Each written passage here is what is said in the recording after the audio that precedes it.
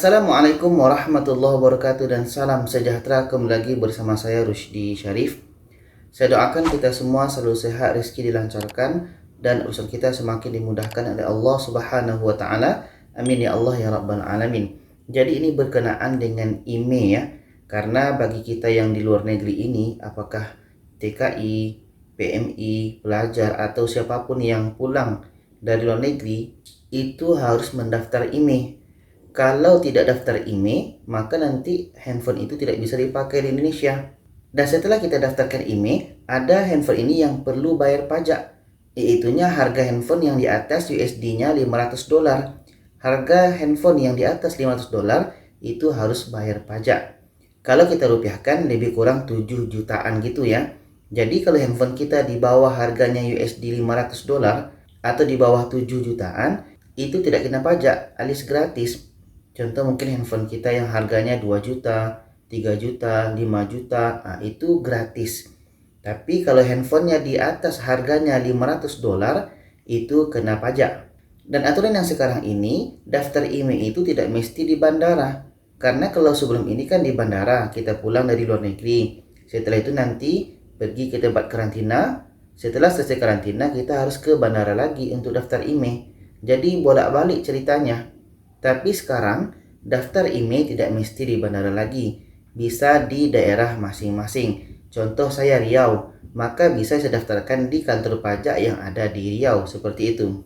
Tapi ingat, kalau kita memilih daftar IMEI-nya di daerah masing-masing, waktu kita hanya diberikan 5 hari setelah karantina.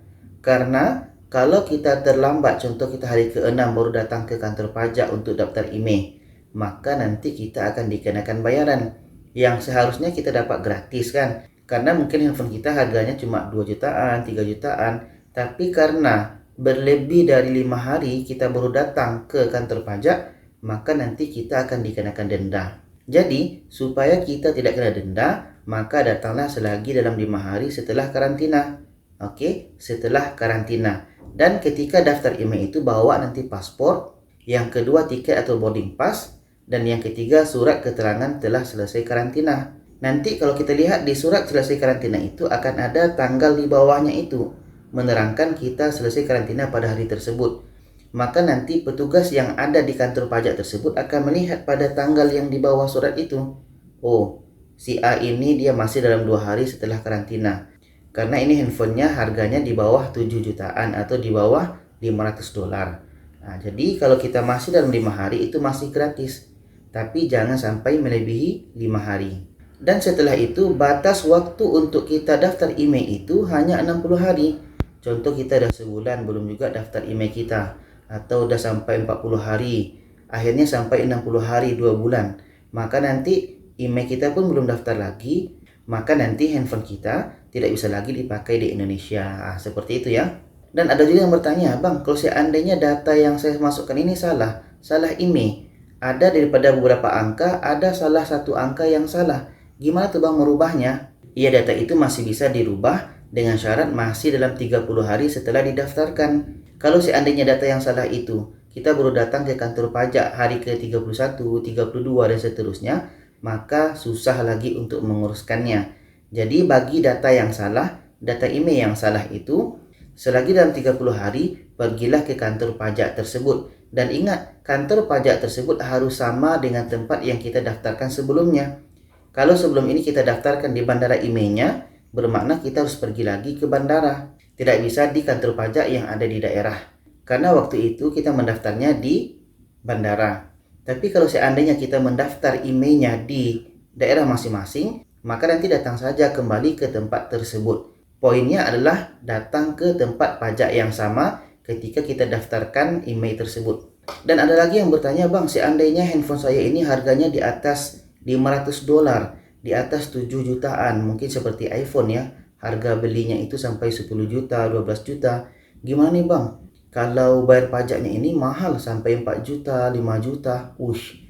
Dah bisa beli nasi, dah bisa beli beras, bisa beli makanan untuk keluarga di kampung." Nah, bagaimana solusinya? Bagaimana mengakalinya ini? Ada 2 cara. Yang pertama, kita pergi ke daerah kita masing-masing, cari tempat handphone yang jual handphone second, dan pergi ke tempat handphone yang sama. Kalau handphone kita iPhone, ya pergi ke counter iPhone. Kalau handphone kita Samsung, ya pergi ke counter Samsung. Setelah itu nanti minta tolong sama orang di counter tersebut untuk buka IMEI. Ya mungkin palingan harganya 400-500 ribu, lebih kurang gitu ya. Daripada kita bayar pajak sampai 5 juta, 6 juta seperti itu. Jadi untuk mengakalinya, kita bisa pergi ke counter handphone second yang sama mereknya dengan handphone kita dan bayar saja nanti di situ lebih kurang 400 hingga 500 ribu. Yang kedua, kita pakai kartu Smartfren. Kalau Smartfren ini bisa dipakai kalaupun email kita tidak didaftarkan, tapi kalau kita pakai Smartfren itu ada sinyalnya. Ya, seperti itu ya. Jadi bagaimana cara kita untuk mencek email di handphone kita? Cek seperti ini, bintang pagar 06 pagar. Nanti setelah ditekan maka akan muncullah email kita. Kalau email muncul bermakna handphone kita sudah terdaftar emailnya. Oke, itulah sahabat semua pembahasan tentang email ini. Semoga kita bisa memahaminya.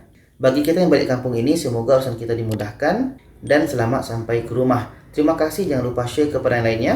Wassalamualaikum warahmatullahi wabarakatuh.